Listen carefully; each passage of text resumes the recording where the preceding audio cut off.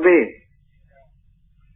সুতরাং সবাই আমরা আল্লাহ তাআলার মুখাপেক্ষী এবং আল্লাহ তাআলাই যেহেতু আমাদের রিজিক দাতা, হায়াত মউতের মালিক, জীবন দান করেন, মৃত্যু ঘটান, আল্লাহ তাআলাই যেহেতু সমস্ত কিছু নিয়ন্ত্রণীতা, সেহেতু আল্লাহ তাআলার উপরে যেহেতু আমরা ঈমান এনেছি বলে আমরা স্বীকার করছি, সেহেতু আল্লাহর দ্বীনের জন্য আমাদেরকে আমাদের জান মাল, আমাদের ধ্যান জ্ঞান চিন্তা, আমাদের সময় সমস্ত কিছু নিয়ে যেতে করতে হবে। এটা হচ্ছে আল্লাহর প্রতি ভালোবাসার দাবি, আল্লাহর প্রতি ঈমান বিশ্বাসের দাবি।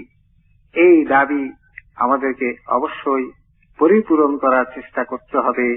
এটা আমাদের উপকারের জন্যই করতে হবে, যেহেতু আমরা সকলে আল্লাহ তাআলার মুখাপেক্ষী, আমরা সবাই আল্লাহ তাআলার আযাব থেকে বাঁচতে চাই, আমরা সবাই আল্লাহ তাআলার সন্তুষ্টি চাই। সেহেতু আমাদের অস্তিত্বের সঙ্গে সম্পৃক্ত সকল কিছুকে আল্লাহ তাআলার দ্বীন প্রসারের জন্য, আল্লাহ তাআলার দ্বীনের ব্যাপক বিস্তৃতি ঘটানোর জন্য আমাদেরকে সমস্ত কিছুই নিয়োজিত করতে হবে। আর এই নিয়োজিত করার জন্য যতটুকু বুঝ এই তরিকতের রাস্তায় এসে আল্লাহ তাআলা আমাদেরকে দান করেছেন, এই অন্তর পরিশুদ্ধ করার জন্য যখনই আহ্বান আসে, ডাক আসে, তখনই আমাদের এই ডাকে সাড়া দেওয়া অবশ্য কর্তব্য হয়ে যায়। পৃথিবীতে সমস্ত উম্মতে মুহাম্মাদী মুসলমান যারা, সমস্ত মানুষ আমাদের রাসূল পাক সাল্লাল্লাহু আলাইহি ওয়াসাল্লামের উম্মত। মুসলমানরা এবং অমুসলমানরা সবাই উম্মত। এই উম্মতের মধ্যে আবার দুটি ভাগ, একটি হচ্ছে উম্মতে দাওয়াত, আরেকটি হচ্ছে উম্মতে ইজাবাত। উম্মতে ইজাবাত যারা ইজাব কবুল করেছে, কলেমার প্রস্তাব, কলেমার দাওয়াত যারা কবুল করেছে, যারা মুসলমান যেমন আমরা আছি সারা পৃথিবীতে, বেআমল হলেও গুনাহগার হলেও যারা মুসলমান তারা তো কবুল করেছে। আমাদের সমস্যা হচ্ছে পূর্ণতা অর্জন করার সমস্যা। আমরা নাকেসিয়াত নিয়ে আছি, আমরা গুনাহ খাতা নিয়ে আছি, অথচ আমরা গুনাহ পরিত্যাগ করার জন্য তওবা করছি না। এবং যারা গুনাহ খাতা নিয়ে নাইও, যারা এলেম কালাম ইত্যাদি সামান্য টুটাফাটা ইবাদত করি, এর সঙ্গে অহংকার মিশ্রিত আছে। এই ইবাদত খাওয়ার উপযোগী না, আল্লাহ তাআলার গ্রহণের উপযোগী না। কারণ এর সঙ্গে, এই ধানের সঙ্গে যেমন ধানের খসা খাওয়া যায় না, খসা সহ ধান যেমন খাওয়া যায় না, এইরকম আমাদের ইবাদত বন্দেগী এলেম কালাম সমস্ত অহংকারের খসা দ্বারা আবৃত, অপরিশুদ্ধতা অপবিত্র দ্বারা আবৃত। ভিতরে যেহেতু আমরা ইমানদার, ভিতরে খাওয়ার বস্তু আছে, আমাদের যোগ্যতা, আমাদের কাবিলিয়ত আছে, কিন্তু কেউ যদি কারো যোগ্যতাকে, তার সম্ভাবনাকে ব্যবহার না করে, সে অবশ্যই বঞ্চিত হবে। যেমন একটা আমের বীজের মধ্যে একটা বিরাট বৃক্ষ হওয়ার সম্ভাবনা আছে, কিন্তু এই বীজ যদি মাটিতে বপন করা না হয়, এই বীজ যদি তার প্রয়োজনীয় পানীয় আর্দ্রতা, সূর্যের আলো না পায়, তাহলে এই বীজ থেকে কোনোদিন অঙ্কুরোদ্গম ঘটবে না। ঘটবে, সম্ভাবনা থাকা সত্ত্বেও সেটা ব্যর্থ হয়ে যাবে। তেমনি আমরা যারা ইমানদার, আল্লাহ এবং আল্লাহ রাসূলকে স্বীকার করেছি এবং উম্মতে ইজাবাত উম্মতের মধ্যে আমরা দাখিল হয়েছে, আমাদের মধ্যে যোগ্যতা আছে, সম্ভাবনা আছে, আমরা অবশ্যই চেষ্টা করলে, আমরা অবশ্যই আল্লাহ তাআলার কাছে যদি চাই, আল্লাহর দিকে রুজু হতে চাই, আল্লাহ তাআলার কুদরতের উপরে বিশ্বাস করে কানুনের উপরে আমল করতে চাই, যদি আল্লাহ আল্লাহদের সংস্পর্শে যাই, তা অবশ্যই আমাদের অপূর্ণতাকে আমরা কাটিয়ে উঠতে পারবো এবং পূর্ণতা পর্যন্ত আমরা পৌঁছতে পারবো, আমরা কামের ইমানদার হতে পারবো। আর যদি এই যোগ্যতাকে আমরা ব্যবহার না করি, অহংকার বশত, ঔদাসীন্যতার কারণে, ঔদাসীন্যতাকে যদি বড় করে দেখি, উদাসীন হই, গাফেল হই, তাহলে আমাদের সম্ভাবনা পর্যন্তই থেকে যাবে। আমাদের এই যোগ্যতা নামে মাত্র যোগ্যতাই থেকে যাবে, ফলবতী হবে না, ফলপ্রসূ হবে না, সফল হবে না, সাফল্যমণ্ডিত হবে না। আর যার জীবন সফল নয়, সে দুনিয়াতেও ক্ষতিগ্রস্ত হবে, আখিরাতেও ক্ষতিগ্রস্ত হবে। সমস্ত পৃথিবীর উম্মতে ইজাবতের উপরেই মূল দায়িত্ব যে উম্মতের দাওয়াত যারা, তারাই পৃথিবীতে সংখ্যায় বেশি, তারাও যাতে কলেমা পাঠ করে সেই জন্য প্রচেষ্টা চালানো, আমাদের দাওয়াত আহ্বান তাদের দিকে প্রসারিত করা। কিন্তু যে ব্যক্তি নিজে দাঁড়াতে পারে না, আরেকজন ব্যক্তিকে সে তো উঠাতে পারবে না। যে নিজে অন্ধ, সে আরেকজনকে তো পথ প্রদর্শন করতে পারবে না। সুতরাং সমস্ত উম্মতে ইজাবতের দায়িত্ব আমাদের অন্ধত্ব দূর করা, অপরিশুদ্ধতা বিদূরিত করা, আমাদেরকে কামেল পরিশুদ্ধ কলবে সালিমওয়ালা ইমানদার হওয়া, নফস মুতমাইন্না হওয়া, ইমানদার হওয়া, এই সাধনার সাথে সাথে আমাদের মূল দায়িত্ব উম্মতে দাওয়াতের দিকে, আমাদের উম্মতের দাওয়াতের দিকে আমাদের দাওয়াত, আমাদের আহ্বান কার্যকে প্রসারিত করা। যুগে যুগে ফকির দরবেশ আউলিয়াগণকে আল্লাহ তাআলা এই কাজের জন্য বেছে নিয়েছিলেন।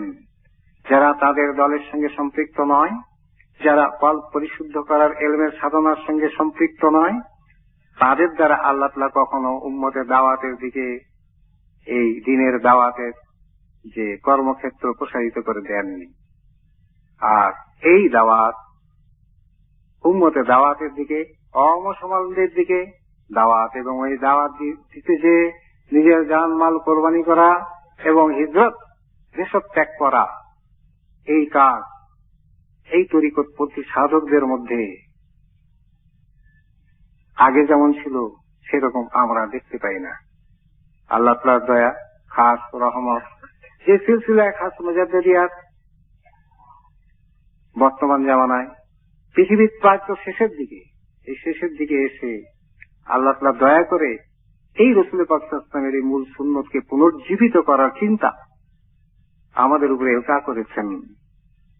এই চিন্তাকে অগ্রসর করে নেওয়ার জন্য আমাদেরকে সহযোগী হতে হবে।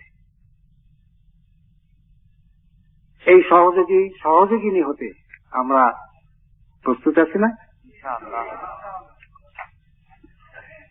কারণ আল্লাহ তাআলার নিয়ামত আমরা গ্রহণ না করলেও আল্লাহর কোনো ক্ষতি নাই, আমরা বঞ্চিত হব, আল্লাহর দ্বীনের কোনো ক্ষতি হবে না। হয়তো আরো অন্য কোন দলকে আল্লাহ তাআলা কবুল করবেন, তাদের দ্বারাই খেদমত উঠাবেন, এই সুন্নত পুনর্জীবিত করবেন। হযরত রাসূল মকবুল হযরত মুহাম্মদ রাসূলুল্লাহ সাল্লাল্লাহু আলাইহি ওয়াসাল্লামের এই যে সুন্নত, জন্মভূমি একটা হবে, মৃত্যুভূমি আরেকটা হবে, এই দুর্লভ সুন্নত প্রতিপালন করার হাল এলকা, এই চিন্তা আল্লাহ তাআলা জাগরুক করে দিয়েছেন এই সিলসিলায় খাস মুজাদ্দিদিয়ার সালেকদের এই জামাতের প্রতি। আমরা কি এটা গ্রহণ করব না? আল্লাহুম্মা আমিন। আল্লাহ তাআলা আমরা চাই, যে চাই আল্লাহ তাআলা তাকে দান করেন। এক উর্দু কবি বলেছেন, হর ঘড়ি দেনে কে লিয়ে তৈয়ার হ্যায়, जो ना मांगे उसी से बेजार है। আল্লাহ তাআলা সবসময় দেওয়ার জন্য প্রস্তুত, যে চায় না তারই উপর আল্লাহ তাআলা রাগ, আল্লাহ তাআলার রোষ, আল্লাহ তাআলার ক্রোধ তাদের উপরে যে চায় না।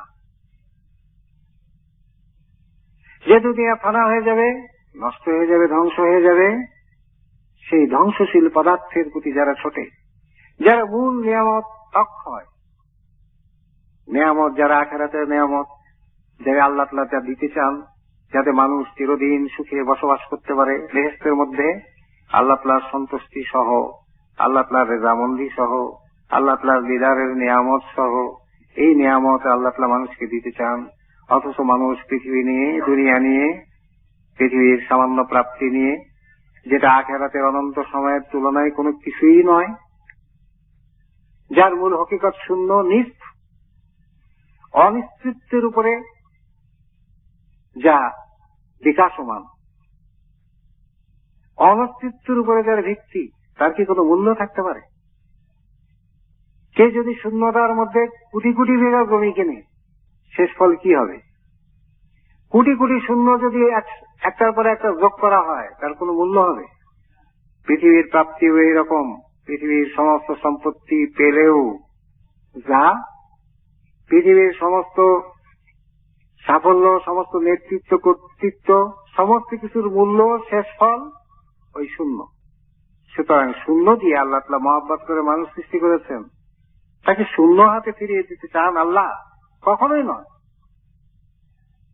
আল্লাহ চান তাদের শ্রেষ্ঠত্বের যে মর্যাদা, এটা তারা অধিকার করুক। এই শ্রেষ্ঠত্ব, এই আল্লাহ তাআলার যে নিয়ামত, শ্রেষ্ঠ মখলুক হওয়ার নিয়ামত, তারা কামেল হোক।